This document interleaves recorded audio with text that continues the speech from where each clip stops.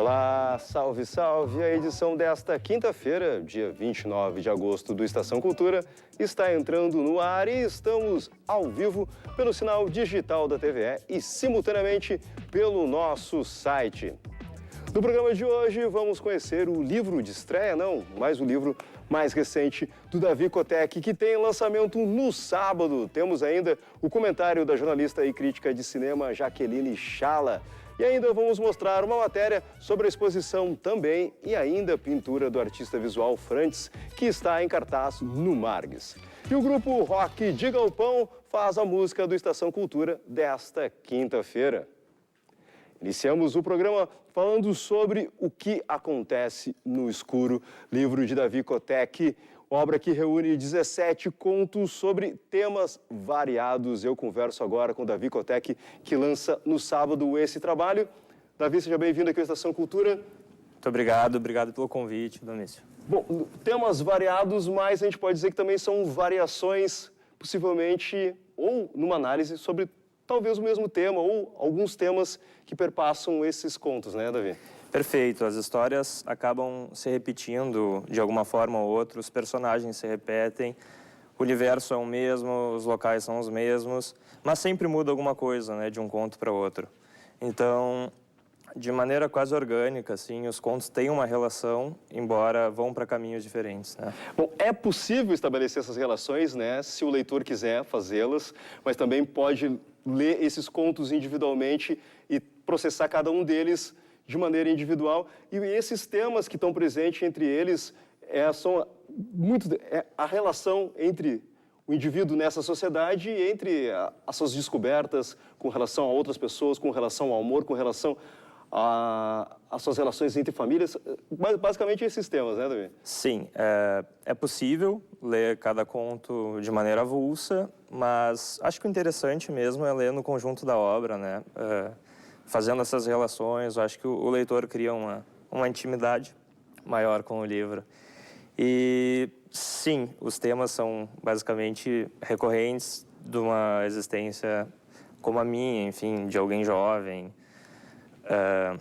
questões familiares, questões afetivas, de relacionamento, enfim, é bem o que tu disse mesmo. Bom, a gente falou que esse é o primeiro livro, teu primeiro livro individual, né? Perfeito. Tu já lançou em algumas antologias, já participou de alguns lançamentos coletivos e já participou, tem trabalhado a tua escrita, né? Através de cursos como o próprio Assis Brasil é um cara que te ajuda, impulsiona a tua carreira aí, porque descobriu uma oficina criativa, né? Descobriu os teus textos, né? A oficina do Assis foi fundamental para que esse livro existisse ou para que eu me tornasse escritor, em primeiro lugar, né? Se eu não tivesse participado, eu participei em 2018, esse livro não estaria saindo agora. O Assis foi fundamental para todo o processo. Bom, a gente estava falando também, em off, do quanto essa leitura fragmentada, ela também é, podemos assim dizer, caleidoscópica, né? Porque talvez um fragmento colocado um atrás do outro, assim, a gente tem essas múltiplas janelas abrindo, assim. Bem interessante que tu disseste que tu fez isso quase que intencionalmente. Tem uma intenção, mas não uma intenção muito direta de fazer isso, né? Perfeito. Tem uma intenção escondida ali, eu acho, né? De alguma maneira ou outra, a questão dos personagens se repetirem, isso sim foi proposital. Mas dos temas serem recorrentes, das situações serem recorrentes, isso acabou meio que se estabelecendo de forma orgânica no meu inconsciente e depois reproduzi isso no livro de quase natural, assim, né? Então são 17 contos repetindo personagens, repetindo situações e bem interessantes aí desse livro de estreia do Davi Kotek, que tem lançamento nesse sábado lá na editora e livraria Taverna, a partir das 19 horas, que fica ali na rua Fernando Machado, número 370, O que acontece no escuro. Davi, parabéns aí pelo livro, o lançamento aí, boa sorte aí na carreira e até a próxima. Obrigado, Domício, agradeço o convite, o espaço aqui sempre, muito obrigado. Até. E o Rock de Galpão volta ao Teatro São Pedro com um show baseado na turnê 10 anos na estrada. O grupo faz show na sexta e no sábado com arranjos contemporâneos de grandes clássicos da música produzida no sul da América do Sul, no sul do Equador. Bom, sobre isso a gente fala na sequência, porque agora a gente escuta os guris que estão aqui no estúdio numa versão acústica. A gente escuta a música, depois a gente troca uma ideia. Com vocês, guris.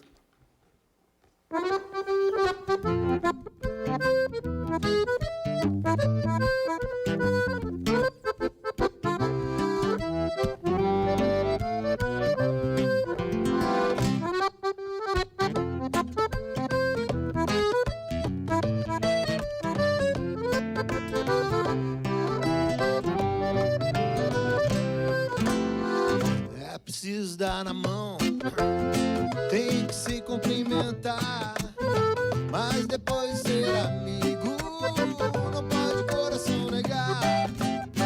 Se tropeça numa pedra, se tropeça numa rua, tropecei na minha estrada, tropecei até na tua, mas quem foi que disse que eu não sei cantar? Eu chorei baixinho, andei rasinho de sofrer, mas me levantei e comandei, nem lembro mais.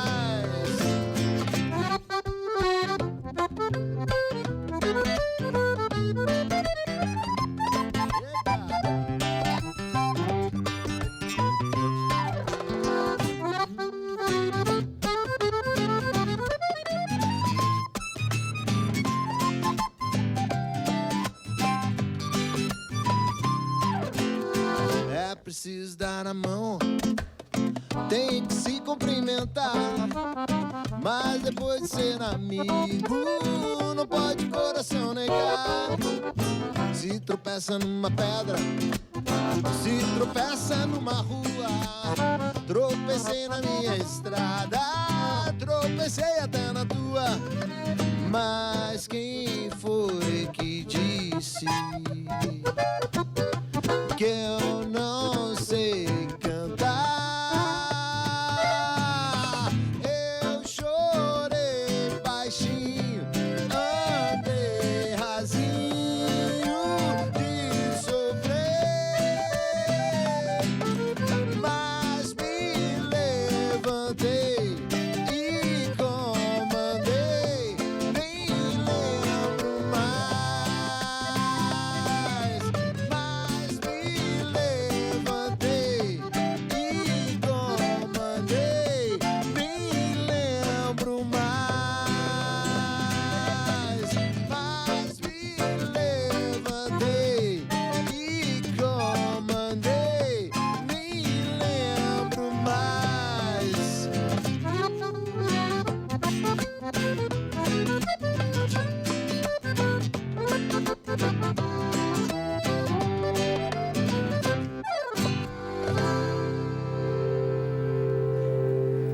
Depois do intervalo tem mais Rock de Galpão. A gente conversa sobre o show que acontece, sobre os shows que acontecem nesse final de semana no Teatro São Pedro.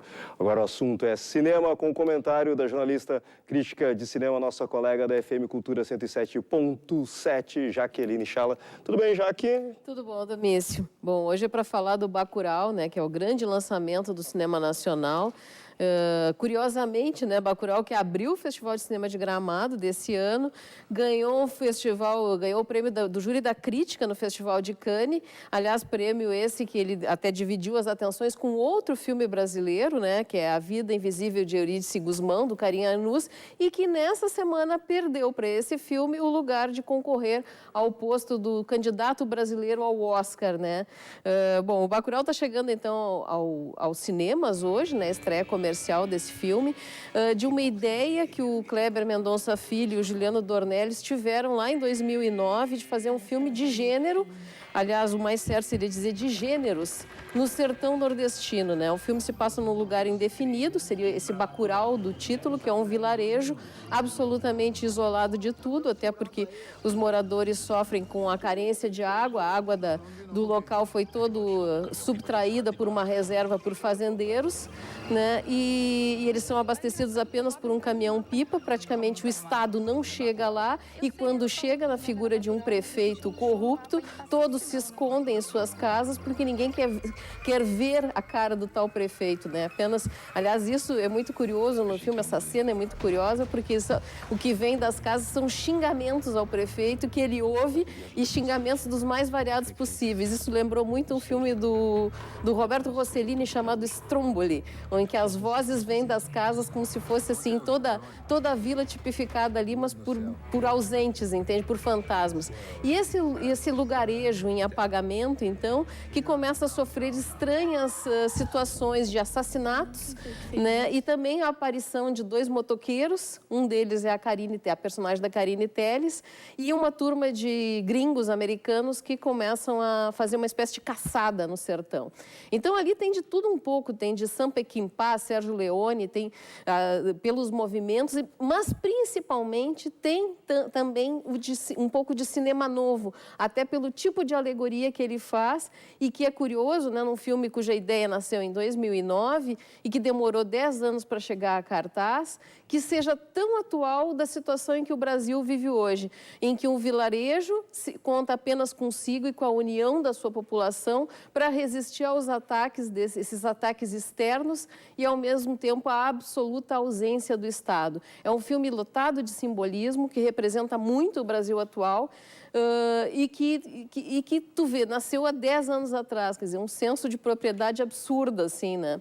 Mas que também tem a ver muito com a própria obra do Kleber Mendonça Filho, se a gente pensar em O Som ao Redor e também em Aquários, quer dizer, filmes que se passavam no urbano, mas que falavam do medo da população, das situações de violência e de como essas situações de violência geram respostas cada vez mais agressivas e violentas, né?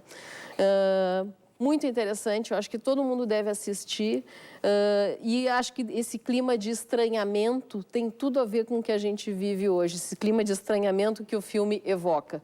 Bom, e uma coisa que tu até falaste bem, né, é também observar também o crescimento, o amadurecimento de um diretor que é super promissor no cinema brasileiro e essa dupla também que é promissora que já trabalhou outras vezes juntas. Exato, também, não, dois diretores excelentes que já fizeram grandes trabalhos no cinema brasileiro e que se uniram aqui num filme que tem áreas de superprodução bom.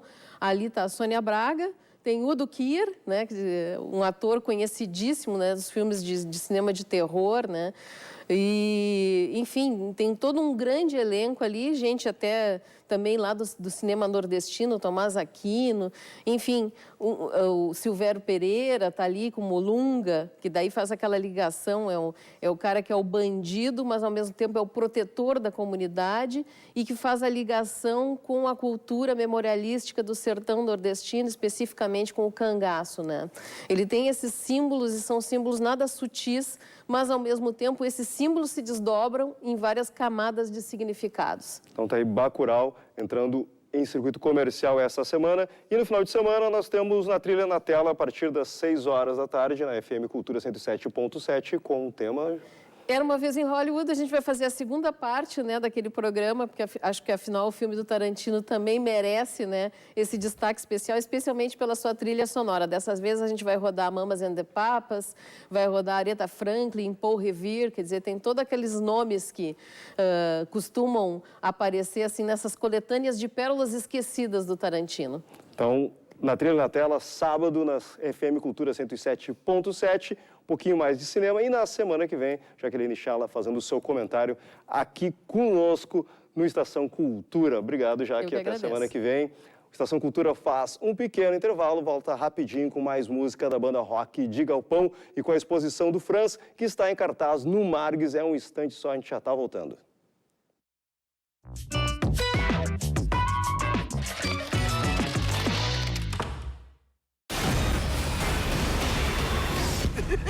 See how much fun we have?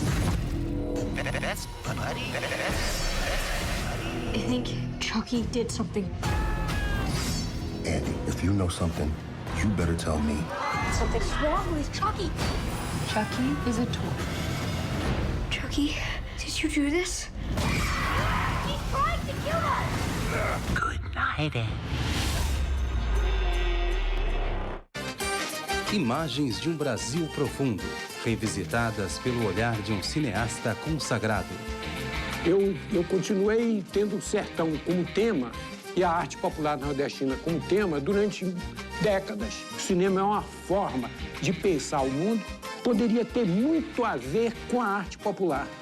Sertão de Dentro, série documental em 13 episódios. Todas as quartas, sempre às 10h30 da noite. Nossa, eu nem acredito que já chegou o grande dia. Em um segundo, sua vida pode mudar.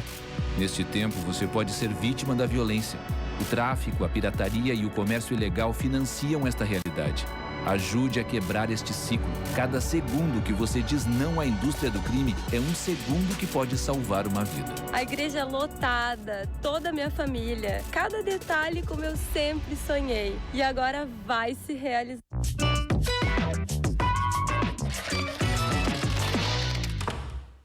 Estação Cultura está de volta para falar sobre artes visuais.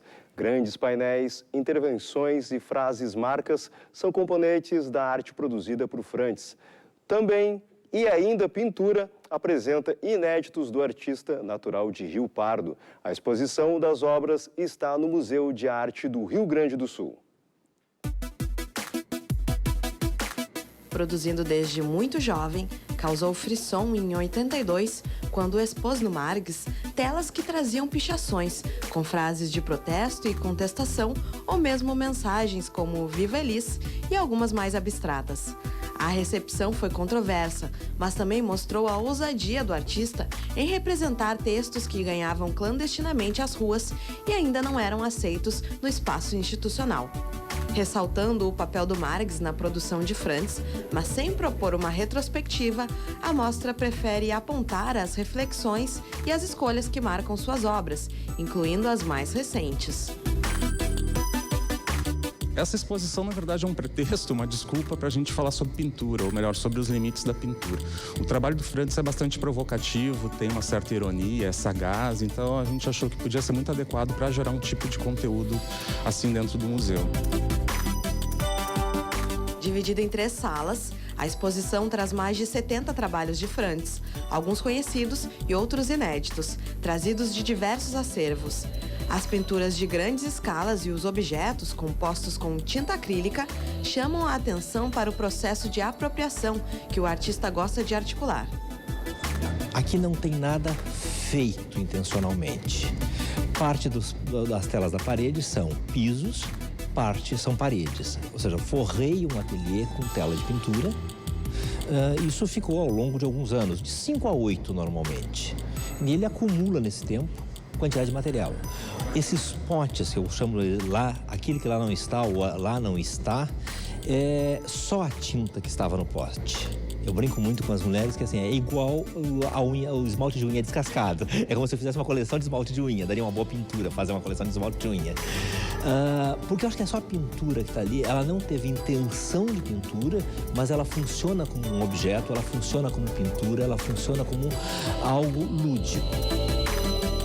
Esse trabalho, assim como várias outras práticas artísticas contemporâneas, elas discutem uma série de questões que são muito caras ao campo da arte, que é autoria, originalidade, intencionalidade, apropriação, né, intervenção, ou seja, essa série de deslocamentos que no campo da pintura não é tão tradicional, porque a pintura, a escultura, o desenho, a gravura são, né, linguagens e técnicas mais tradicionais, mas por meio de uma linguagem contemporânea, o Frantz leva essa provocação da arte contemporânea para dentro do campo da pintura. Então, eu acho nesse sentido bastante interessante e pertinente, porque é uma discussão que ainda está aí, não está resolvida, e que nos permite trabalhar de uma maneira bastante interessante com os nossos públicos, sobretudo o público estudantil colegial, que tem um olhar muito influenciado, né, pelas telas, pelas novas tecnologias de hoje. E a pintura, de certa maneira, ela ainda convoca um outro tempo, um outro tipo de observação, né? Ela convoca uma retidão, um tempo que é diferente desse tempo mais frenético das telas digitais, da internet mesmo, né? Também o espaço mostra parte da pesquisa mais recente de Frantz, que faz intervenções em discursos de catálogos, produzindo novos sentidos. Tem um catálogo da exposição. na qual eu trabalhei com solvente, ou seja, a imagem que está lá não é a imagem desse catálogo. E em paper eu aproveito, inclusive, o texto. O texto fala de apagar coisas, de modificar coisas, de criar novas coisas a partir do apagamento. Então, o texto fala do meu trabalho. Então, eu me aproprio do texto, do trabalho alheio, da forma do catálogo, da apresentação. Ou seja, eu reproduzo o próprio catálogo. A exposição também, e ainda a pintura, fica aberta à visitação até 1º de setembro no Museu de Arte do Rio Grande do Sul, na Praça da Alfândega, centro de Porto Alegre. A entrada é gratuita.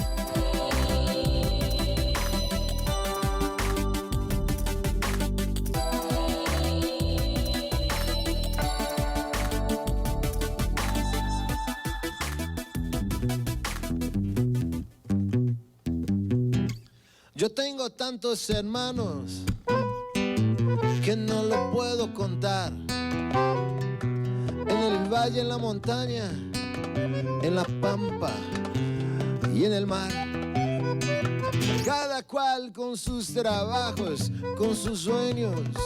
Cada cual con la esperanza delante, en los recuerdos detrás.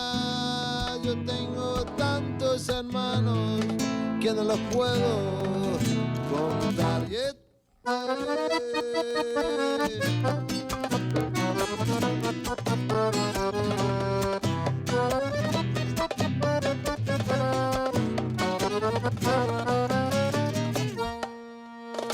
Gente de mano caliente, por eso de la amistad, con un lloro para llorarlo, con un rezo para rezar, con un horizonte abierto que siempre está más allá, y esa fuerza para buscarlo con tesón y voluntad.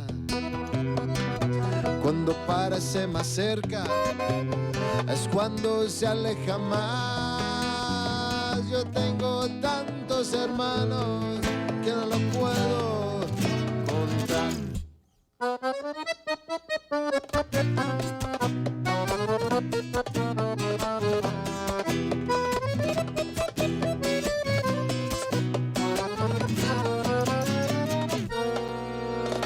Y así seguimos andando, curtidos de soledad. Nos perdemos por el mundo, nos volvemos a encontrar. Y así nos reconocemos, pero lejano mirar. Y en las coplas que mordemos, semillas de inmensidad. Y así seguimos andando, curtidos de soledad. Y en nosotros nuestros muertos, pa' que nadie quede atrás. Yo tengo tantos hermanos que no los puedo contar.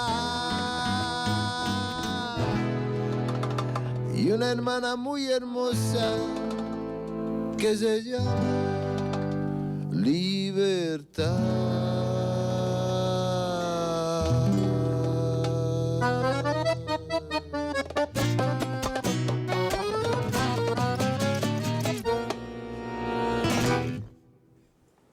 Muito bem, e nesse final de semana a banda rock de Calpão retorna ao Teatro São Pedro para reverenciar suas referências musicais, acompanhados de velhos e novos parceiros. Sejam bem-vindos aqui à Estação Cultura mais uma vez. Obrigado, que bom poder estar vindo aqui para falar um pouquinho do que a gente anda aprontando por aí.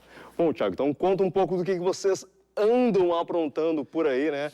Vamos mais uma vez para o Teatro São Pedro, depois de mais de 10 anos de história, né? E juntando, como eu falei, novos e velhos parceiros, né? Porque tem sempre alguns parceiros novos colando, mas essa trajetória já é longa, então sempre tá ali os velhos parceiros juntos, né? A ideia sempre é de se reinventar, né? Bom, tanto que a gente está fazendo uma reinvenção aqui agora, porque tá faltando 3 componentes da banda, né? O tecladista, o mestre Có, o guitarrista, o Rafa Schuller, e o baixista Gustavo Viegas, né? Então estão em tá outras menos rock. funções, tá mais galpão hoje.